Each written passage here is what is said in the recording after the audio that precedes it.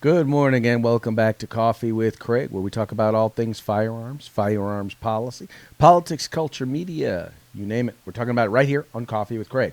So please take a moment, like and share the program so that your friends can join in the conversation. Also, make sure to subscribe to our YouTube channel. Follow us on Facebook, Instagram, and Twitter. In the case of YouTube and Facebook, make sure you hit that notification button. That way you'll be notified as soon as we go live. And you can participate in the live chat as the program is taking place. Also want to encourage you, please visit fpcgear.com. That's fpcgear.com. It is the place to go to get all of your Pro 2A swag. I'm talking t-shirts, tank tops, coffee mugs, hoodies, stuff for the office, stuff for the home, even stuff for the COVID. And the best thing about all of that is that every dollar that you spend goes right back into the fight for our right to keep and bear arms. So you can support the Second Amendment and you can look good doing it. That's fpcgear.com. All right, now, in this day and age of, the woke society in which we live, race has never been made more a subject of as many things as it is right now, at least not in mainstream media, not in mainstream culture. Obviously, the civil rights movement, it was a big deal. But even then, in mainstream culture, in media, it wasn't really something that was discussed, debated, brought out, yada, yada, yada. In fact, we've talked about it more on this show probably over these last few months than we ever have during the entire time, although we all know that, fundamentally the beginnings of the foundations of gun control were about racism. Were about making sure that those people didn't get access to guns. The interesting part about it is that there are many people who consider themselves or are trying to be or portray themselves as part of the woke culture. That are on the left and part of the gun control community, and they're trying to stand up and say, look, we're woke, we support you guys, and we're going to be out there with you and for you, and yada, yada, yada. And one of those groups, obviously, is March for Our Lives. This is the group of students or young people who came out of the incident that happened in Parkland at Marjorie Stoneman Douglas High School, where an individual decided to use a firearm to attack the school. Now, while there were many, many facets and many, many issues relating to this particular individual that could have and should have been addressed, in the end, they've chosen, this organization has chosen to focus on subverting or infringing on the fundamental right to keep and bear arms for all of us because, they didn't do, or the law enforcement didn't really do their job in addressing the issues of one particular individual who would then seek to inflict violence at that particular school. And one of those organizations that's come out of that, once again, is March for Our Lives, or March for Their Lives, or just basically March for Their Lives, because they care about lives. And evidently they've expanded their We Care About Lives, or March for Our Lives, to include Black lives. And they want to be out there and they want to promote Black Lives Matter. In fact, they've adopted some of the rantings and ravings and positions of the Black Lives Matter movement. And that can be seen here in one of the tweets that they recently sent out. It says, police can no longer hide behind the guise of stopping crime and protecting public safety when they violate the very laws they take an oath to uphold. Since the public safety system can't be accountable for human life, we need to defund, dismantle, and reimagine the system in its entirety. So you can see right here that they've adopted. Basically, you can literally just see David Hogg with his hand in the air, pretending to be, the whole, Black Power, Black Lives Matter movement. But there's only one problem with that, and that's that, one of the individuals who's a survivor of the shooting there at Stoneman Douglas High School in Parkland, Florida. She has some issues with the members of, or the organizers and the leaders of the Black Lives Matter, of March for Your Lives, or March for Our Lives. She's kind of accusing them of a little bit of racism. Not a little bit. She's accusing them of a lot of racism. Her name is Alaya East. I think it's Eastman or Eastman. Anyway, she was a student who was there, who was present at the high school, at Stoneman Douglas High School, who actually witnessed one of her very close friends get shot and die during the event, during the incident. And she had a very powerful story, but for some reason, they have sought to basically freeze her out of being a part of any of the conversations, any of the media, any of the organization, or quite frankly, any of the money that the organization or its organizers have been receiving when it comes to when it comes to March for Our Lives. And it's basically just now publicly, blatantly accusing March for Our Lives of racism. Once again, these are the folks on the woke left. These are the David Hoggs. The woke left are now being accused of racism. Let's take a look at some of what she's had to say. Here she says, okay, I've been observing how activists from Parkland have been silent on a lot of uprising issues concerning black community, which majority of which, if not all of them, relate to gun violence. Y'all the same people that claim to end gun violence, but end it for who? I got some today. The same community that had orgs deliberately suppress my voice and my story, and the same community that continues to have parents using their platform to promote gun violence prevention tactics and legislation that will harm black youth and communities. Now, what's she talking about? Well, evidently, there were a number of incidences where as we know, March for Our Lives has become a national organization, or they have a national focus, and so they're invited to places like CNN, and they're on the various different news channels, and they're invited to go speak and be a part of things all across the country, go before Congress. But the interesting thing is that while she has been actually specifically requested, the folks at March for Our Lives are like, yeah, no, we don't know how to get a hold of her. We don't know her. We don't have her contact information. We don't want her to be a part of. We don't want her to be a part of this. In fact, they really don't want anybody who's going to be vocal to be a part of any of this. What she's also talking about, though, is in earlier when she's talking about, well, okay, not all of quote unquote gun violence is about the black community, but let's be honest, disproportionately, firearms are used by black people to harm black people. And that's a significant part of what they refer to as gun violence, what I refer to as violence, community violence, that needs to be, by the way, addressed. Now, I think they would rather focus on trying to make sure that no one has access to the ability to be able to defend themselves, meaning they want to get rid of guns. But really, what we need to be talking about is how do we deal with the underlying issue? Why is this happening? And how do we address that underlying issue and problem? And, well, she seems to believe that has something to do with Black Lives Matter. I won't get into all that. It's not what I'm here to debate. But what I am here to talk about is the fact that they seem to only be concerned, March for Your Lives, they only seem to be concerned, because, hey, this happened in a suburban white neighborhood. And so now all of a sudden it's an issue, kind of like the way the war on drugs. There was no war on drugs until upper middle class, white kids started taking drugs. Then all of a sudden, liberals became concerned about drugs in their community. Kind of funny how that works, huh? They don't care about ills when it affects, those people. But when it starts to affect closer to home, all of a sudden now it becomes an issue. Anyway, but I digress. But the policies, and that's the one she's talking about, because like I said before, most of these policies that they are advocating for, most of the things that they want to do, they're not things where they're actually going to go out and enforce them.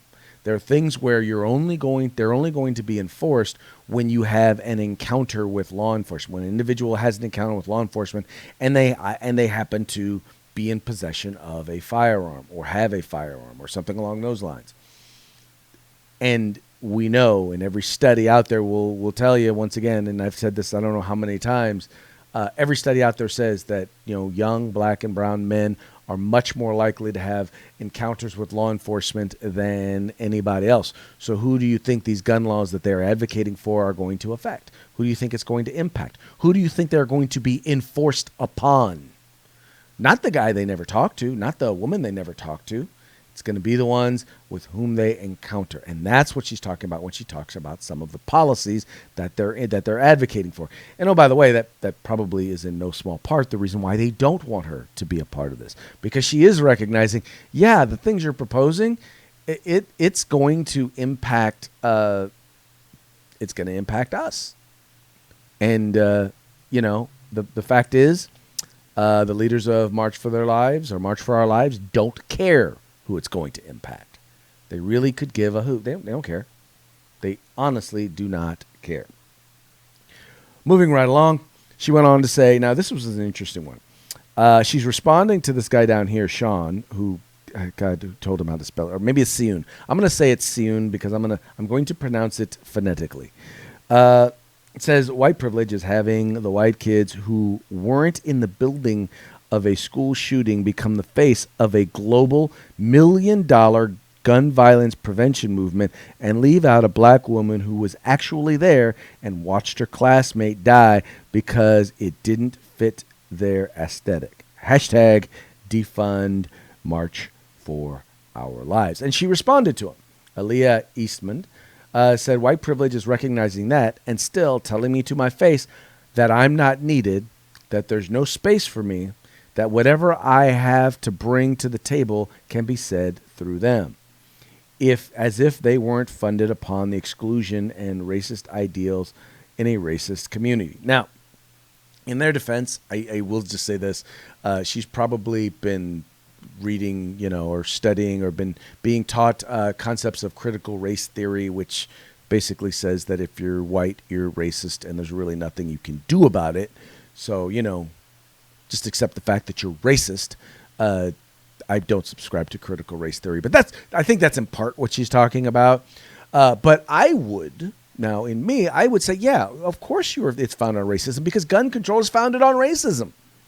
It was founded on the idea, whether it was the first gun control in New York, where they wanted to make sure that certain people didn't have access to firearms, or in California, where they also wanted to make sure that certain people didn't have access to firearms, or or in the 1960s, or no, even after that, even before that, you have Jim Crow laws and your black codes to make sure that certain people didn't have access to firearms. Funny how those certain people was almost always based on their race or national origin. Not saying, just saying. But what they don't, once again, the reason why she's pointing this out is because in many cases they specifically asked for her. And they specifically said, yeah, no, we don't have any contact with her. We don't want her part. And clearly from her communications, she was in contact with them. She was saying, hey, I want to be a part of this. Hey, I wanted to be a part of it. I want to participate. I want my voice to be heard too, and yada, yada, yada. But the thing was that, because she wasn't down for, making sure that young black and brown men got locked up for gun offenses, well, she probably wasn't invited to be a part of it, even despite the fact that, well, she was actually there when the shooting was taking place. Being asked to be an ally for the times I was asked to speak at events, and y'all told folks y'all had no contact with them. Once again, just pointing it out. Being an ally is not tokenizing two black kids to call your photo ops intersectional. Being an ally is not telling people in other cities that ask about me that I'm a terrible person. Should I keep going? Because like I said, I got time. See, the thing here is this, and this is how liberals do it. Just how you guys understand. I realize I know there's some folks out there who are liberals who are watching this, but let me just hip y'all to something. For the most part, the left is not an ideology. It is a group of different issue-based folks who support a general thing, and they, who come together because they want to oppose the other side, right? And oftentimes, what happens is that many in certain groups are asked to, accept or allow other positions of yours, some positions of yours to be subjugated so that you can be part of the group, right? A great example is like school choice. In many cases, we know that the worst public schools, children of color are forced into traditional public schools that are failing them. And they found that charter schools or school choices do a significant amount to help affect and improve the quality of education in those communities. But if you are an advocate of public charter schools or of private school vouchers, even though they help your community and the position that's best for your community and for your children is to support that, you're told to shut up. Otherwise, you can't be part of the group. You can't be part of the the progressive think group, right? You can't be a part of that.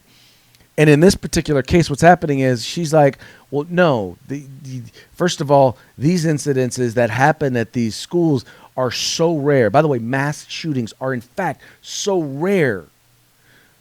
Most of the violence that takes place with firearms happen every day. They happen in urban inner city communities. They're mostly gang or drug related. They don't want to address those issues because those issues aren't even really about the guns. The guns is just the tool. There's other fundamental things that are behind that need to be addressed. Now, she would say it's systemic racism. I would say other things, but that's not the point here. The point here is that passing laws that will be disproportionately enforced against young black and brown men is not going to address the overall issue of violence in our communities. It's just not.